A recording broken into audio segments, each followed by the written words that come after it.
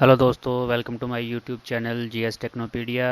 And मेरे channel को like share and subscribe करना बिल्कुल नहीं भूलिएगा। Thank you so much. Hello दोस्तों, हमारा आज का जो चैप्टर है उसका नाम है वेरिएबल्स एंड डेटा टाइप्स। बहुत ही इंपॉर्टेंट चैप्टर है, पूरी वीडियो बड़े ध्यान से देखिएगा। ये हमारा चैप्टर नंबर 3 है इस सीरीज़ में। अब यहाँ सबसे पहले ये आता है कि व्हाट इज़ वेरिएबल। वेरिएबल क्या होता है? जब भी हम कोई प्रोग्रामिंग लैंग्वेज के बारे में पढ़ते हैं या उस पर कुछ कोडिंग या काम करते हैं तो सब हमने वेरिएबल्स को यूज़ ज़रूर करना होता है। बट वेरिएबल होता क्या है, इसको सिंपल से तरीके से मैं समझाता हूँ कि it is a basic unit of storage in a program. हमें प्रोग्राम में बहुत सारी वैल्यूज़ को कहीं ना कहीं स्टोर करवाना पड़ता है जिनको हम बाद में यूज़ कर सकते हैं। तो उस लोकेशन का जो नेम होता है वही वेरिएबल होता है। फॉर एग्ज़ाम्पल, मान लीजिए मेरे पास एक मेमोरी लोकेशंस हैं, कंप्यूटर मेमोरी है, उसमें बहुत सारी लोकेशंस हैं और मैं एक प्रोग्राम बना रहा हूँ। प्रोग्राम में मैंने एक लोकेशन को एक नेम देना है, तो मैंने लेट किया एक्स, राइट। और जैसे ही उसमें मैं एक वैल्यू ऐड करता हूँ, फॉर एग्जांपल मैं एक इंटीजर ऐड कर रहा हूँ लाइक 12, और जैसे मैं एंटर करता हूँ तो क्या होगा, मेरी जो कंप्यूटर मेमोरी है उसमें एक लोकेशन एक्स रिज़र्व हो जाएगी और उसमें एक वैल्यू जो है वो सेव हो जाएगी 12। अब ये मेरी कंप्यूटर की मेमोरी में स्टोर्ड है।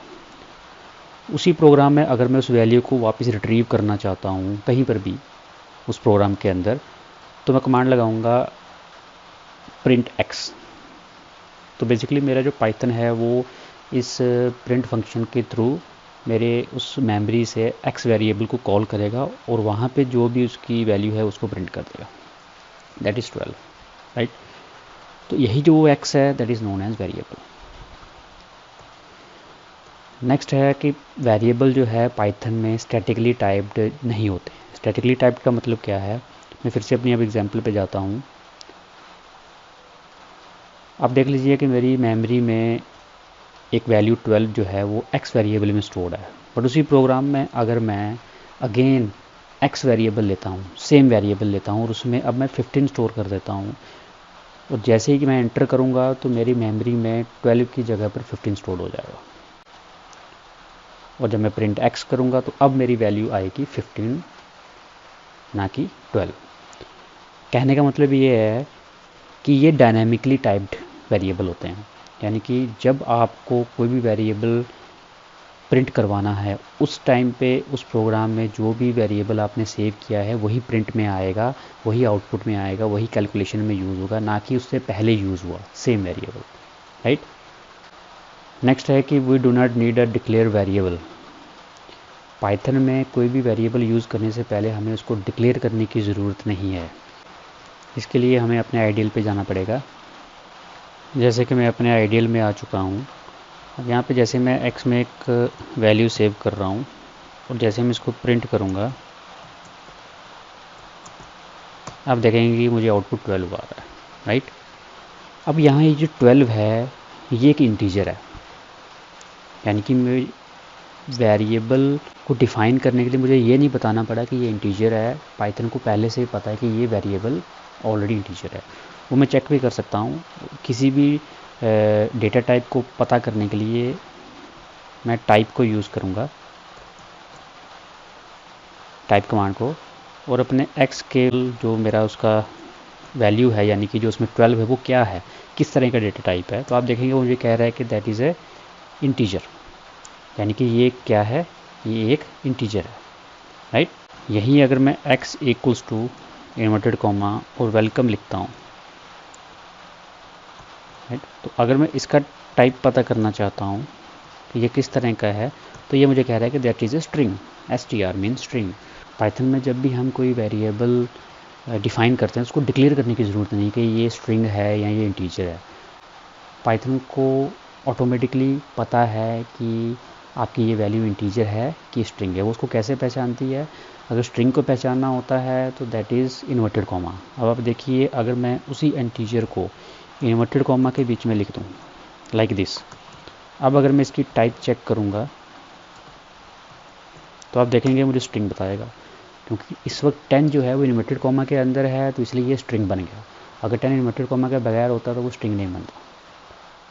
राइट।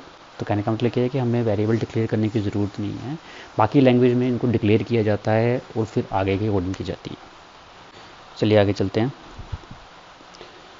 अब वेरिएबल्स को क्रिएट करने के लिए रूल क्या हैं, क्योंकि हम वेरिएबल का जो नेम होता है वो कुछ भी नहीं रख सकते, आपको कुछ रूल्स फॉलो करने। इसमें फर्स्ट रूल है कि variable name must start with a letter और अंडरस्कोर।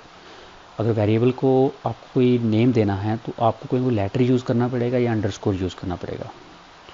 फॉर एग्ज़ाम्पल अगर मैं यहाँ यूज़ करता हूँ Jetking, right, and Jetking equals to, इसमें एक वैल्यू स्टोर करता हूँ 12, देखिए वैल्यू स्टोर हो गई है।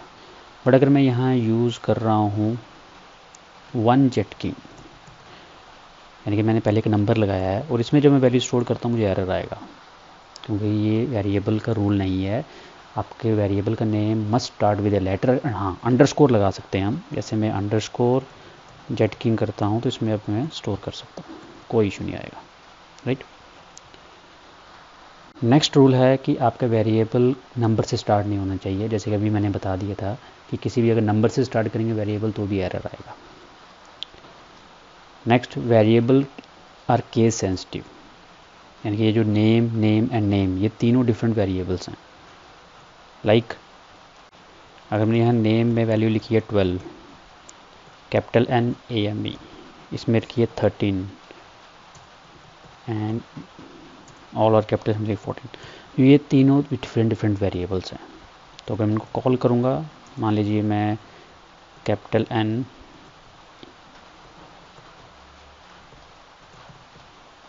इसको कॉल करूँगा तो यहाँ पे जो नेम है वो कौन सा है, वो सेकंड वाला है, यानी कि 13। तो देखिए आउटपुट 13 आ रहा है। 12 वाला जो है वो स्मॉल लेटर्स में है। तो तीनों के तीनों अलग अलग वेरिएबल्स हैं, that's why variables are case sensitive. तो इसका भी आपको ध्यान रखना पड़ सकता है।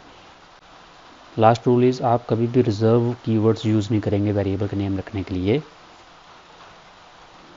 फॉर एग्ज़ाम्पल अगर मैं यहाँ पर एक जैसे जेटकिंग नेम लिया था मैंने, तो इसमें मैंने वेरिएबल डाल दिया, बट यहीं पर एक मैं वर्ड लेता हूँ एंड, लाइक ये भी एक वर्ड है एंड, इसमें वेरिएबल जैसे ही मैं रखूँगा मुझे एरर आएगा। ये इसलिए आ रहा है क्योंकि ये जो एंड नेम है ये रिजर्व में आता है, राइट। तो ऐसे बहुत सारे लेटर्स हैं, वर्ड्स हैं जो रिजर्व्ड हैं, वो आप यूज़ नहीं कर सकते। मैं आपको एक स्क्रीन पे इनके बारे में सभी वर्ड्स के बारे में बता रहा हूँ, ध्यान से देखिएगा। ये हमारे वो वर्ड्स हैं and, as, assert, break, class, continue, right. ये जितने भी वर्ड्स आपको स्क्रीन पे दिख रहे हैं ये सारे के सारे जो हैं ये आप एज ए वेरिएबल यूज़ नहीं कर सकते हैं, इनका आपको ध्यान रखना है। बट बाई चांस अगर आपको यूज़ करना पड़े, जैसे मुझे एंड यूज़ करना है, तो उसके लिए आपको सिंपल क्या करना है, अंडरस्कोर एंड, और इसमें मैं कोई वैल्यू रख देता हूँ तो वो ले जाएगा। चलिए नेक्स्ट चलते हैं। नेक्स्ट है कि हमारे पास पाइथन में डेटा टाइप्स कितने तरह की होती है। डेटा टाइप्स क्या हैं, that is numbers, string, tuple, list and dictionary. तो हमारे पास 3 तरह के न्यूमेरिकल टाइप्स होती हैं नंबर्स में। एक हमारी इंटीजर होते हैं जिसमें आपके पॉजिटिव नंबर और नेगेटिव नंबर्स आते हैं। एक हमारे फ्लोट होते हैं जिसमें हमारे सभी डेसिमल नंबर्स आते हैं, राइट।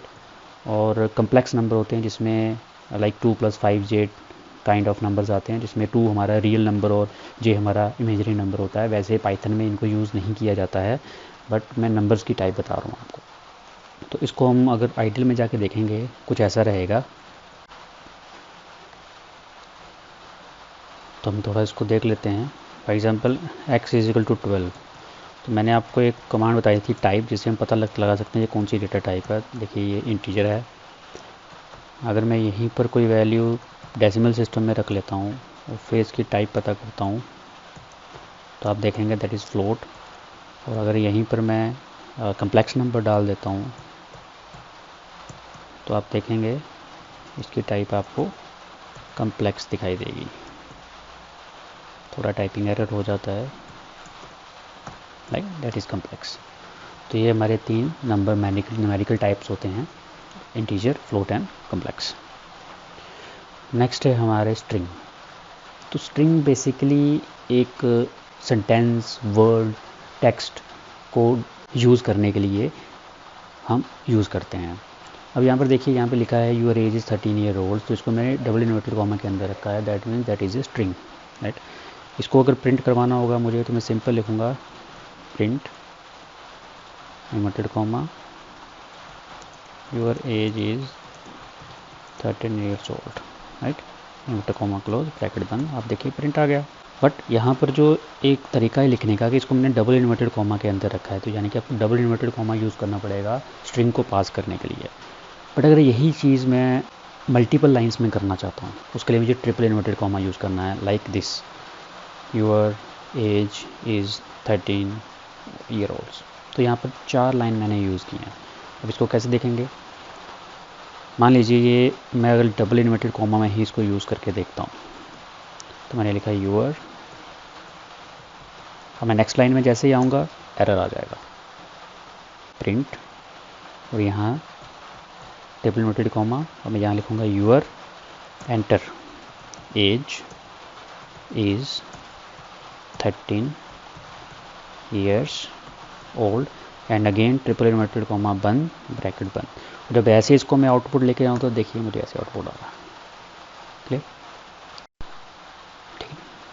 तो उसके अलावा जो हमारी डेटा टाइप्स हैं, अदर डेटा टाइप्स हैं, उसमें पहले आती है लिस्ट।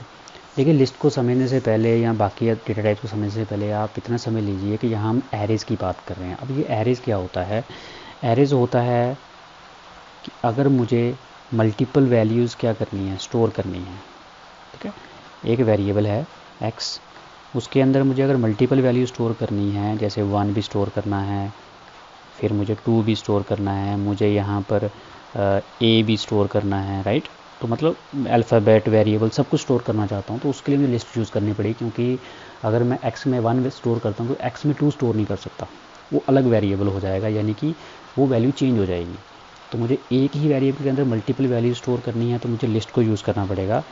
ये एग्जांपल देखिए आप, जैसे x के अंदर मैंने एक स्ट्रिंग, 2 स्ट्रिंग हैं टॉम और टॉल, और एक इंटीजर स्टोर किया हुआ, और यहाँ पर स्टार्टिंग में एक स्क्वायर ब्रैकेट यूज़ करनी है जब भी लिस्ट बनानी है, और ये हमारी एक वैल्यू आ गई, ये दूसरी value separated by comma and return in inverted commas, right. आपको इन्वर्टेड कॉमा और कॉमा यूज़ करने हैं मल्टीपल वैल्यूज़ के आगे, आप और भी वैल्यू स्टोर कर सकते हैं, लिमिटेड वैल्यू स्टोर कर सकते हैं। नेक्स्ट है टपल। टपल भी आपका लिस्ट की तरह ही है, ये भी मल्टीपल वैल्यू स्टोर करता है, बस लिखने का तरीका ये है कि इसमें हम कॉमन ब्रैकेट यूज़ करते हैं स्टार्ट और एंड में, और अंदर लिखने का तरीका वही है same. Last your dictionary. Dictionary में हमें की वैल्यू पेयर में वैल्यूज़ डिफाइन करनी है, यानी कि ये।